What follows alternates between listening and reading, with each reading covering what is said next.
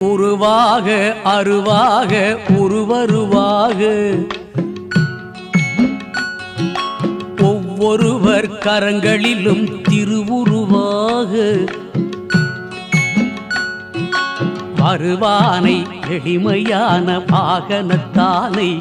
அந்த வானவரும் தாழ்வணியும் வளர்மதியானை உருவாக அருவாக உருவருவாக ஒவ்வொருவர் கரங்களிலும் திருவுருவாக